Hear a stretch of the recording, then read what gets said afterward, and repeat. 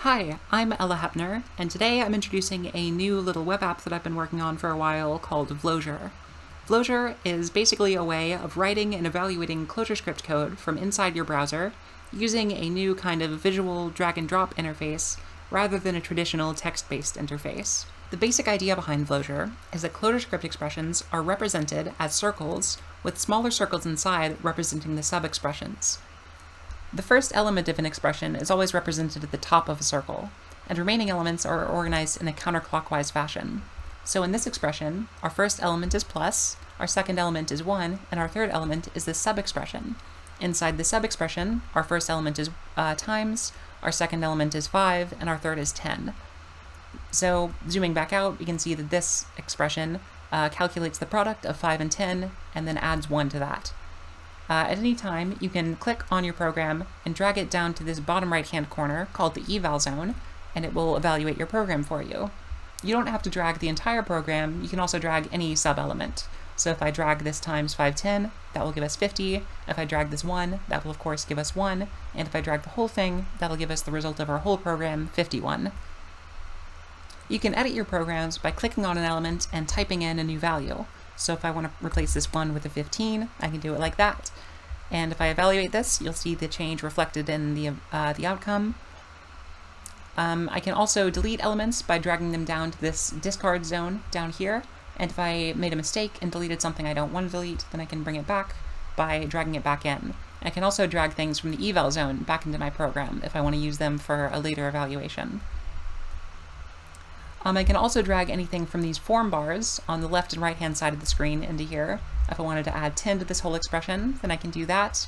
If I wanted to add a new sub-expression, say like 5 divided by 2, then I can drag in a new circle, use the divided by function as our first argument, 5 is our second argument, and we don't have a 2 anywhere on our form bar, but that's okay because I can just duplicate this 5 and then edit to be a 2.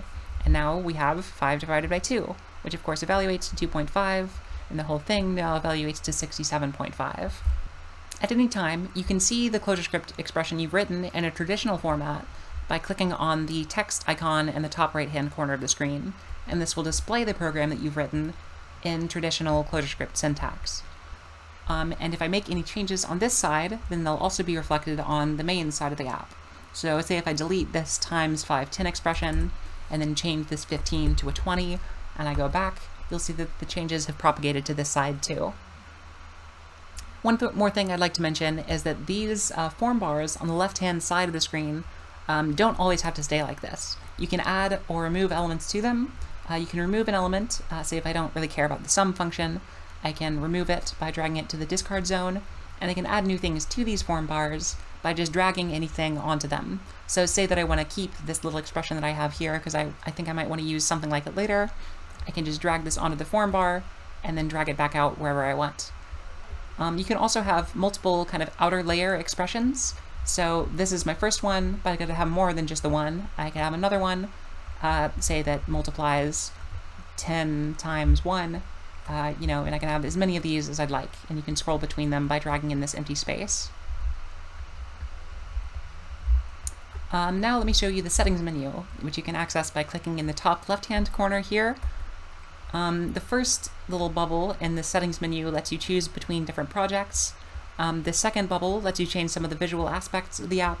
You can change the kind of amount by which you're zoomed in by default. And if you're zoomed out, then that lets you see kind of more of your top-level expressions at once, but it also kind of makes the details harder to see, so you can set that however you'd like. You can also change the size of the form bars on the left and right-hand side of the screen. Add new form bars by clicking on these buttons here, delete existing ones, by clicking on them, etc.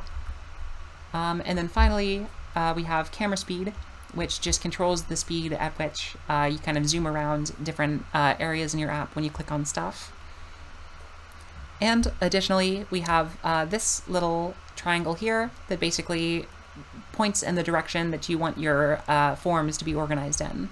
So by default, they're just organized left to right, but if I want them to be organized top to bottom, then I could drag this such that it's pointing downwards. And if I go back to our code, then you can see that now I scroll up to down to see my code rather than left to right. And you can have this at any angle you want. You know, maybe you want your code organized in kind of like a diagonal like this, and that totally works. So you can do stuff like that if you want to. But I'll put it back to the default for now. And then in this last bubble, we have different color schemes that you can choose from. The default is espresso, which is what I'm using right now, but there are plenty of others to choose from if you'd prefer some other kind of color scheme.